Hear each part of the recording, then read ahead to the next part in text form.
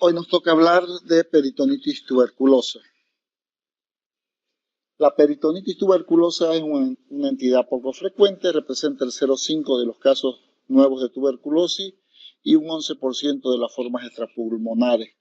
También se ha visto en pacientes portadores de otro tipo de patología, tales como el alcoholismo y la cirrosis hepática. La peritonitis tuberculosa es una entidad secundaria a otra lesión tuberculosa, ya sea a través de, en forma directa, ruptura de una víscera hueca de causa inflamatoria o traumática, ruptura de un proceso séptico asentado en cualquier víscera, invasión de la serosa, puede haber también por diseminación hematógena y diseminación linfática. ¿Cómo definiremos la peritonitis tuberculosa? Que es un proceso inflamatorio general o localizado de la membrana peritoneal.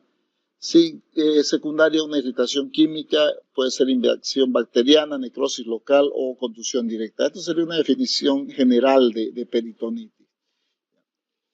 En el caso de la peritonitis tuberculosa causada por el Mycobacterium tuberculosis, que llega a la cavidad peritoneal por uno de estos tres mecanismos. Transmural a través de un intestino enfermo, por una salpingitis tuberculosa o por vía hematógena de un foco pulmonar. Y aquí tenemos las diferentes vías por las cuales puede llegar el proceso tuberculoso al intestino.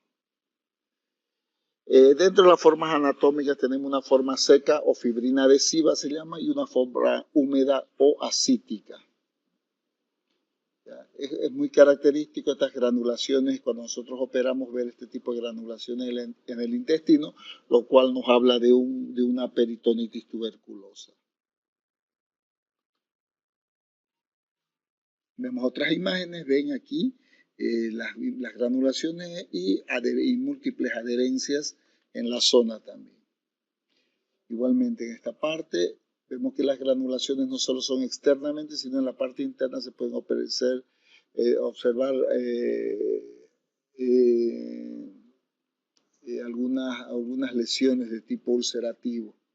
Ya puede producirse hasta incluso perforación. Seguimos viendo esas imágenes.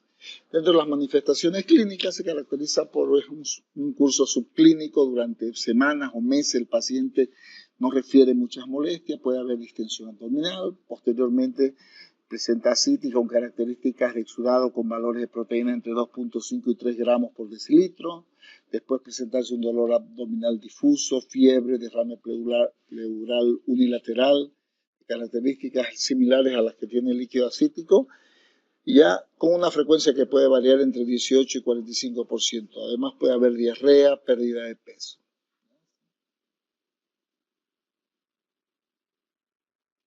Formas clínicas como la forma húmeda presenta ascitis, exudado con aumento de proteínas. Y la forma seca son las granulaciones grandes, adherencia en la cavidad peritoneal, lo que dijimos, y que se siente como una maraña a la exploración física.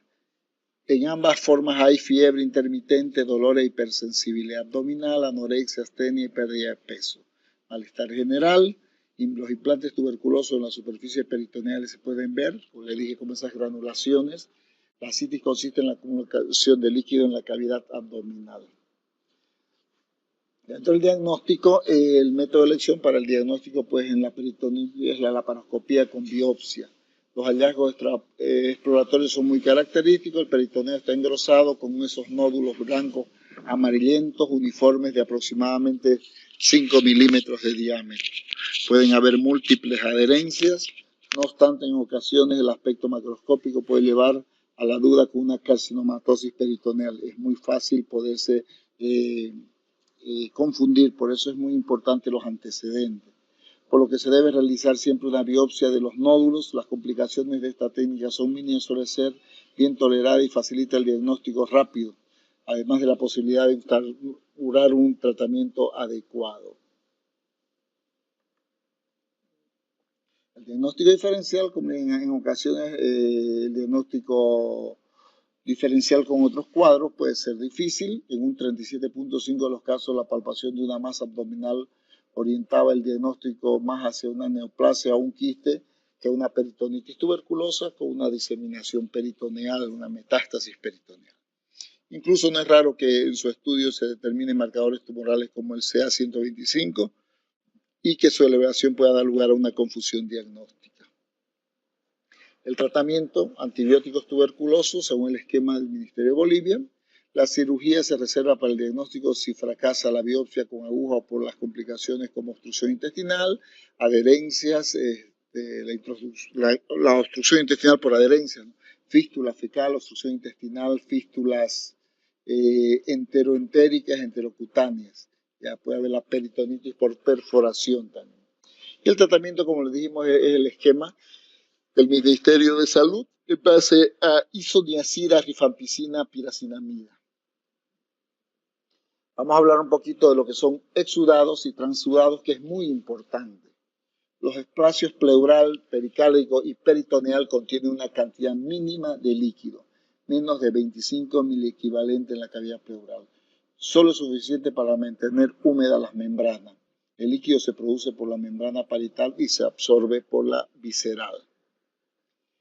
Formación por filtración de plasma a través de las células endoteliales y capilares. Depende de 4 factores: presión hidrostática capilar, presión osmótica del plasma, resorción linfática, permeabilidad capilar.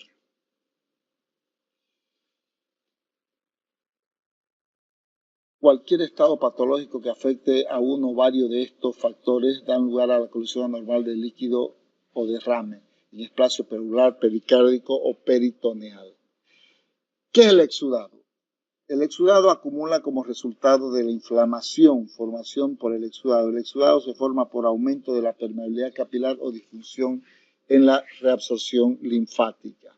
Entonces, las características que hablábamos anteriormente es de los transudados, ¿ya? El exudado se debe a proceso inflamatorio. El transudado es consecuencia del resultado del aumento de presión hidrostática capilar que se ve en la insuficiencia cardíaca congestiva, disminución de la presión oncótica del plasma que se observa en la hipoproteinemia. Entonces, como podemos ver aquí, el exudado es por un proceso inflamatorio y los transudados es por alteración en el medio interno, en la presión hidrostática, ya o por la hipoproteinemia, ya en la disminución de la presión oncótica. Los exudados se acumulan en las cavidades del organismo y en los tejidos. Puede ser cáncer o inflamación, se acompaña del proceso inflamatorio, es viscoso, tiene un elevado contenido de proteínas y células materiales, contiene abundantes leucocitos, se coagula espontáneamente. Por la presencia elevada de fibrinógeno se detectan células malignas y bacterias. Su densidad es mayor a 1015. En cambio, los transudados se acumulan en las cavidades del cuerpo por alteración en la circulación. No se acompaña de proceso inflamatorio, altamente líquido, tiene un bajo contenido de proteínas, célula o material sólido, derivado a partir de las células, contiene escasos leucocitos, no se coagula, puede contener células malignas, su densidad es menor de 1015. Muchas gracias.